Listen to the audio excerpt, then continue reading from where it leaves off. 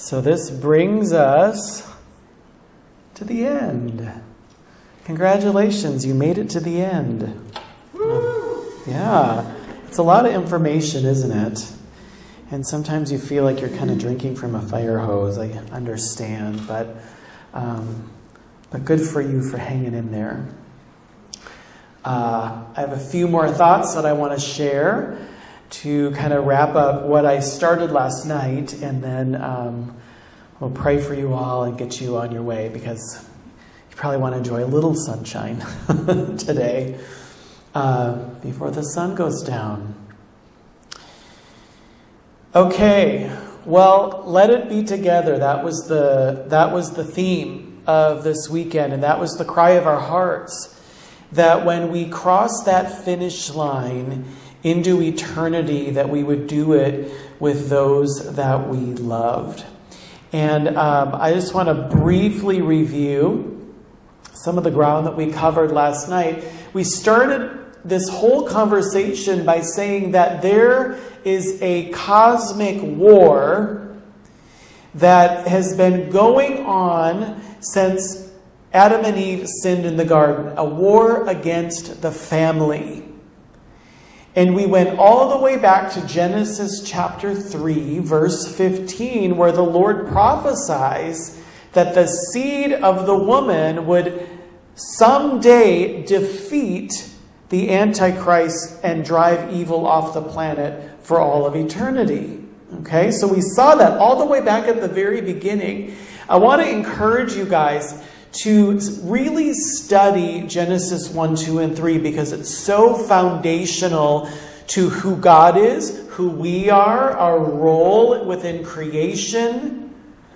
And it's on that foundation of Genesis 1, 2, and 3 that we really build so much of what we do in ministries like Agape First Ministries. We have to have that kind of understanding. So whenever I talk about these issues, I say, well, let's go back to the very beginning. And that's what Jesus did too. When Jesus was asked about divorce, and, well, Moses allowed it. Jesus, well, let's go back to even farther than that. Let's go back to the beginning, right? So that was Jesus' model. I think it's good for us too. So God prophesies in Genesis chapter 3 that the seed of the woman is going to defeat Satan, the Antichrist, and the kingdom of darkness. And we understood that Jesus, the deliverer, was going to come forth through the line of the lineage of man, specifically a woman, and that was his mother Mary. And so he said Jesus, this great deliverer, was going to come forth, but not just Jesus, because we studied Romans 16:20, the God of peace will soon crush Satan underneath your feet. And so God, in his mercy and generosity, includes us in the victory. And that's really cool. We looked at Noah in Genesis chapter 6, who was righteous in his generations. We talked about Moses. We talked about the sacrifice of children to the god of Molech. And one thing that I didn't mention, this is a real significant piece in the story of Abraham and Isaac. Now, today, we hear that, God saying to Abraham, not Abraham and Isaac. Is it Abraham and Isaac? Yeah, Abraham and Isaac. We hear God saying to Abraham, sacrifice your child. And to us, that's just like, what? But the thing of it is that Abraham lived in a time and a culture where child sacrifice was normal in the religions, that he was surrounded by. So this wasn't that weird of a thing at the time. What was weird is that God provided a sacrifice in the place of Isaac. And again, that was prophetic of Jesus and the place where the curse would end ultimately. Moses, we talked about Moses, Jesus, the decree that went out for all the babies to be killed. And we've just covered so much of that today. Clearly, there is a war against parents and families, their children, and it's a satanic war. And I really wanted to be clear that there are powers and principalities that are involved. And so, yes, we want to do the things in the natural that we need to do, and we've talked about a lot of those things today, but ultimately this is a spiritual battle. We said children can be impacted. Darren changed it. I agree. Children are impacted by the demonic when society becomes wicked and perverse. Culture can open doors to devils that oppress your kids. And this is happening. And as much as you want to, raise your kids in a bunker, and I've been there, you just can't. I mean, they're going to be exposed to things that you don't want them to be exposed to. And we looked at Jesus' counsel in Mark 9 and in Luke 9, where this child is brought to Jesus. Actually, he's not a child at the time, but he's been demonized since he was a child, and we dug into this. We said, how on earth does a child become demonized? And I said to you, I think Jesus gives us the clue. It's that they lived in a wicked and perverse generation. And so there were things that were happening in culture that had opened doors. And this child was impacted. And the disciples were disempowered. They weren't able to drive this demon out. And they asked Jesus, why couldn't we cast out this demon? And Jesus tells them, this kind only comes out by prayer and fasting. And I think that this is the answer. This is the answer. This is the answer to what we're facing today. I believe with all of my heart that the demonic impact on the next generation can only be broken through prayer and fasting. Like these societal strongholds can only be broken when we begin to engage with the Lord in the way that He has called us to. Now, I want to encourage you, because I know sometimes I've been saying this for years. Parents will come to me and they'll say, how do I help my child? And I'll say, well, pray. Yeah, I'm already doing that. What else can I do? And they're like, no, I don't think you get it. When I say pray, I really mean pray. And this was Jesus' number one strategy. In Luke chapter 22, Jesus is talking to his disciples, and he tells Peter something that I think probably shook him to his core. Jesus says, Simon, Simon, indeed Satan has asked for you that he may sift you as wheat. Now wait a minute, Jesus, what? You had a conversation with Satan and he asked for me? Certainly you told him no. I bet you did a boundary, Jesus. But what does Jesus say?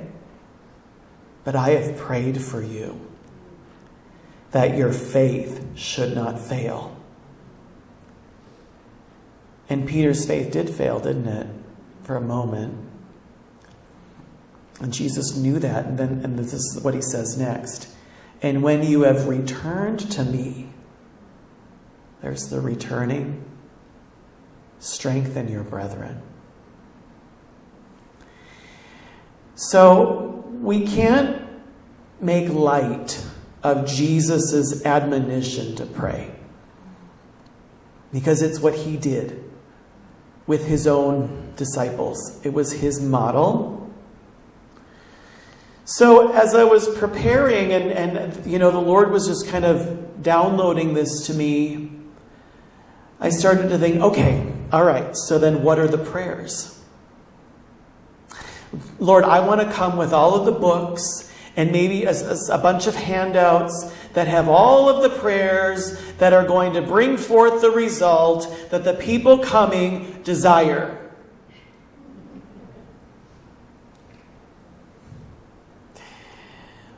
Well, I hate to say it.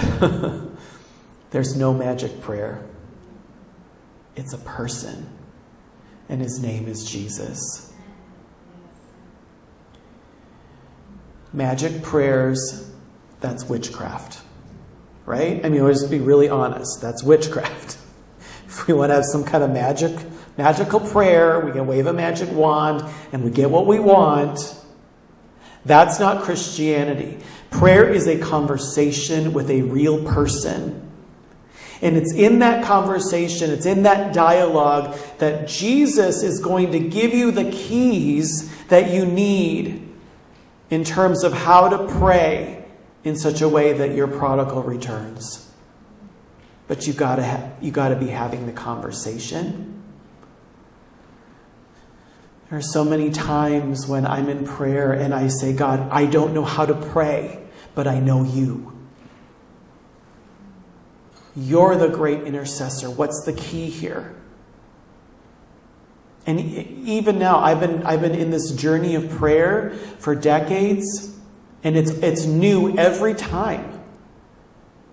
I'm in a season right now where I'm praying through generational cleansing prayers again. I've done that periodically over the last 20 years. It's like, okay, well, we're going to go through another layer of cleansing the generations here, and maybe there's new information I know about my great-great-grandfather. I don't know, but I'm closing doors and I'm shutting things down and I'm revoking agreements, and that's just where the Lord has me right now in prayer. And he'll do the same for you. I didn't see that coming, but the Lord, he's so faithful to lead us.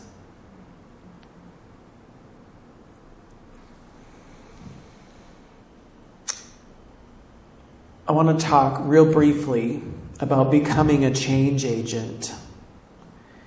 The journey of becoming a powerful intercessor. And, we always want the steps, right? I mean, I do too. I really do. Jesus, just give me the 1, 2, 3 here. Make it easy. Make it simple. Spell it out.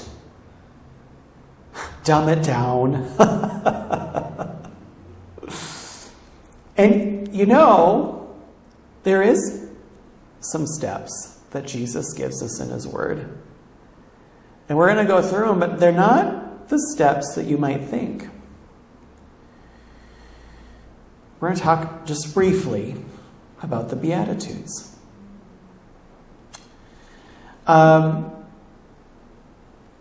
Matthew chapter 5. If you want to go through Jesus' 12-step program, go to Matthew chapter 5, the Sermon on the Mount. Because he laid it out for us. And the whole idea here is that we would seek first his kingdom. Seek first his perspective, and everything else will be added unto you. Now, if you're a parent or a family member of a prodigal, the same holds true. Seek first the kingdom, not your prodigal. And everything else will be added. God knows you need your kids, right? God knows you want your kids more than the next meal. God knows you want to be with them forever. So does he. So we want to enter into this plan, so to speak, that Jesus has for getting God's perspective, his narrative. And it begins with poverty, and I'm telling you, and it's already been said this weekend that nothing's going to bring you to that place of poverty quicker than when your son or daughter goes prodigal, right? Okay, Jesus, what do we do? Well, Jesus says in Matthew 5:3, "Blessed are the poor in spirit, for theirs is the kingdom of heaven." Now, poverty in spirit is when you come to that point emotionally, mentally, physically, where you understand that it is impossible to get from here to there. Whatever there is, it's impossible. And it's not just that you have a cognitive knowing, it's that you're there. Like you hit the wall. And you're desperate. You can't save your child. And you embrace it. You let yourself go there. You feel that desperation at your core. You're at the end of your resources. You're at the end of yourself. And it's in that place that you go to a new place of power and authority. Because it's in that place of poverty that the kingdom of heaven is at your disposal. There was a song, I love this song. It's by Jason Upton. And one of the lines in the song, he says, "There's a power in poverty that breaks principalities, brings the authorities down to their knees." Isn't that what we're needing? I love that there's so many different groups present, because I'll tell you, when we do this together, we get more. We're more powerful. Okay, so we embrace poverty, and the kingdom of heaven is there waiting to be unleashed into our circumstance. The second thing Jesus says is, "Blessed are those who mourn, for they will be comforted." Now, these two go hand in hand. Mourning is when we get what's on the inside up and out and on the outside. One of the things we like to say in our ministry, up, out, and onto the cross, because God made a place for all of our pain, our mourning in his body on the cross. So as you embrace your poverty of spirit, you're naturally going to go to that next place of mourning. It's painful to come to the end of your resources. It's painful when your son or daughter is prodigal. There's much to mourn, the loss of hopes and dreams, time, maybe grandchildren. Maybe maybe your son or daughter changes their body or their appearance. There's so much to mourn. Your higher vision. But the Bible tells us that we've been invited to fellowship with Jesus in his suffering. He wants to share that place with us. He wants to be in that place with us. But again, and we've said it many times this weekend, we're not alone in that pain. In that pain, there is a place where the Father himself can hold you in love. And it's in his embrace, it's as you experience this divine comfort, that you are transformed into something else. This is where you are transformed into a change agent.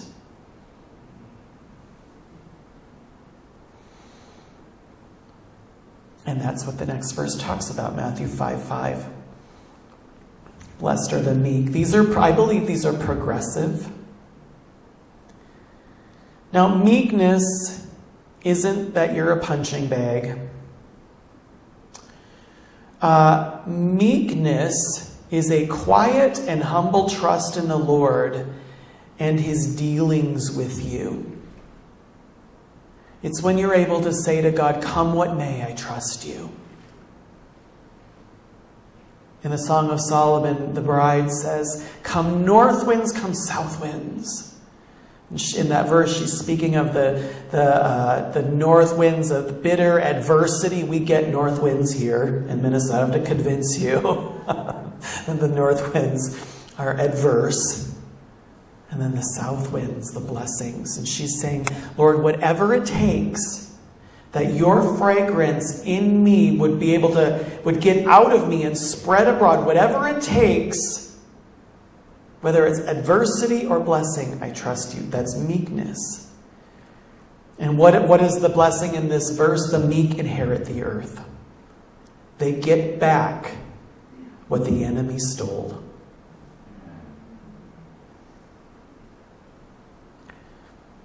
There's a restoration of authority. And if you feel like you've lost your authority as a parent, I'm telling you, this is how you get it back.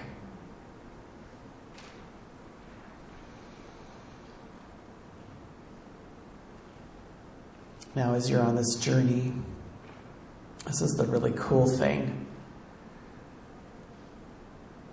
You begin to hunger and thirst for righteousness. And you can put in there right relating, wholeness, healing, securely attached relationships, the family made whole. You can put all that in there. As you're on this journey, that's only going to grow in you. And that's a good thing, because the more that grows in you, that's more space for God to fill. So as you're on this journey with the Lord of meekness and seeking His kingdom, you're never going to get to this point where you're just okay with it. I'm just going to tell you that right now. I'm just okay with them. You know what? They do their own thing, whatever. I made peace with it. No. It's going to increase. The hunger and thirst for right relating and wholeness and restored family is going to increase, but that's okay because you serve a God who fills that space in you. And that's the blessing. And that's the justice. And we've heard it said this weekend from many of the parents that testified that while they wish that their son or daughter had never gone up on this prodigal journey, God used it in their life to draw them closer to Him. So God can use a wayward son or daughter to make you a more faithful son or daughter. Amen. That's what He's doing. Blessed are the merciful. This is verse 7. Blessed are the merciful, for they shall obtain mercy. This is an opportunity to learn mercy. And that's what Jesus, that was His counsel, right? He said, I counsel you to learn mercy. It doesn't come naturally. It's not hardwired into who we are. So we have to learn it. Interestingly enough, the first biblical account of mercy is in the book of Genesis in the story of Lot. When God is about to pour out His judgments on Sodom. Now Abraham has interceded for Lot, and so God sends the angels to rescue Lot and his family. And, the angels are trying to convince them, you've got to get out of the city because God is about to blow this place up. And so finally the angels are able to convince them, at least Lot and his wife and his daughters. But this is where the word mercy first is shown. It said, and Lot, it says that they lingered. And the Lord, being merciful to them, took them by the hand and led them out of the city. So mercy, the mercy of God is getting you where you need to go in spite of yourself. It's in those moments when we linger. The bomb is coming, right? And we linger, and God takes us by the hand and gets us out of the way of coming judgment.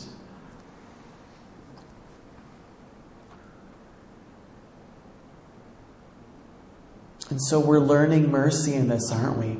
And I would bet that all of you that have wrestled with this for a while now would attest that God has really worked mercy into you, and that your mercy is becoming greater than your judgments. And sometimes we start out there, right? We have a lot of judgments on the front end. And then we start this journey with the Lord, and He works those out of us. Because what does the book of James tell us? Mercy triumphs over judgment. And your prodigals need mercy. And when they return, are they coming home to mercy or to judgment? See why God has you on this journey? He's just getting you ready. He's just getting you ready. Well, let's continue. Matthew 5:8, blessed are the pure in heart, for they shall see God. It just gets better and better, you guys, because this whole process produces purity in you. And you begin to see more and more of God all around you. And it's these revelations of God that transform us and strengthen us to keep going. Verse 9, blessed are the peacemakers, for they will be called sons of God.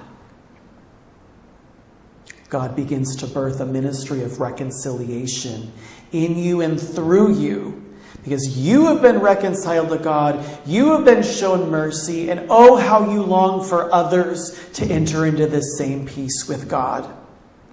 And when that happens, the Father looks at you and he goes, look at my kids. Look at my son. Look at my daughter. And then he says, go and get your brothers and sisters. You may have started out on this journey because of a wayward son or daughter, but God's strategy is that you are becoming more and more of who God created you to be.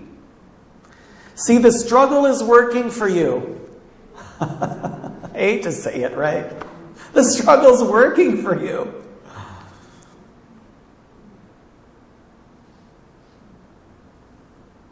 God's really wise, isn't he? And then finally, verse 10, blessed are those who are persecuted for righteousness' sake, for theirs is the kingdom of heaven. Oh man, are we getting persecuted? Because of our desire for right relating, for the restoration of the family, for relationships that are rightly ordered. We're getting persecuted. But again, this is the second time it says it in the Beatitudes. The kingdom of heaven is ours. You're not alone in the fight. I think of Elijah speaking to the prophet Elisha. Those who are with us are more than those against us. So let's stop looking at the enemy. Let's stop looking at what's happening in the natural. And let's get our eyes on the Lord. And let's see those chariots of fire that surround us at all times.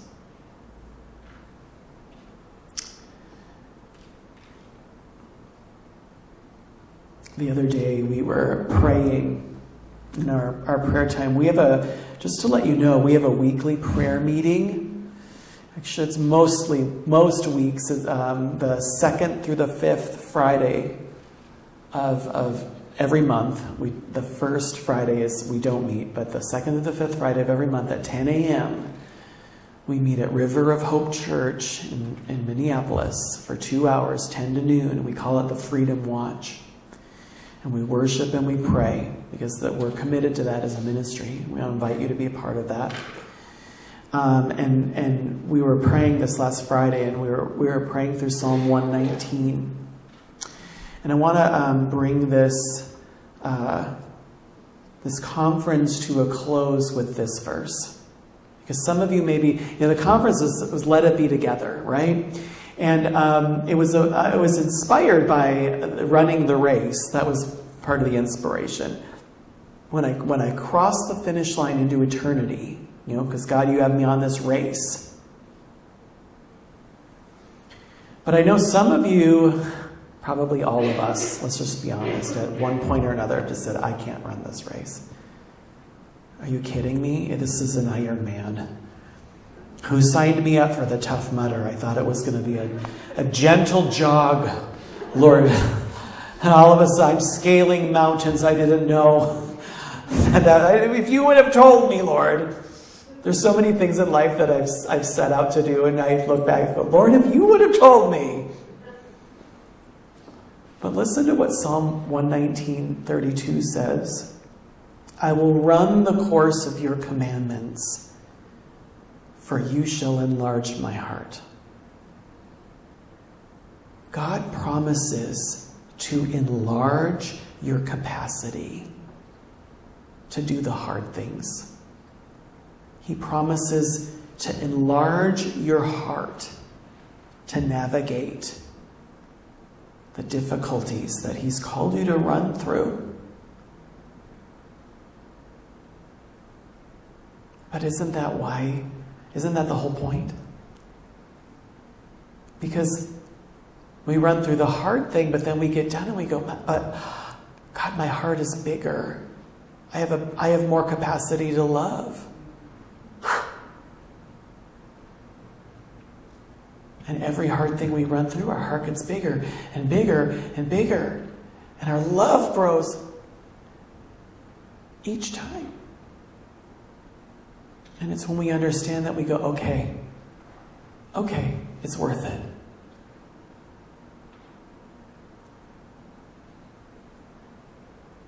And then you're faced with that next hard thing and you know it's going to be hard. But you remember, my love's going to grow. Okay, I'll do it. So I want to encourage you with that. Your love's growing, and God is so pleased. He really is. And His word to you is well done. Well done.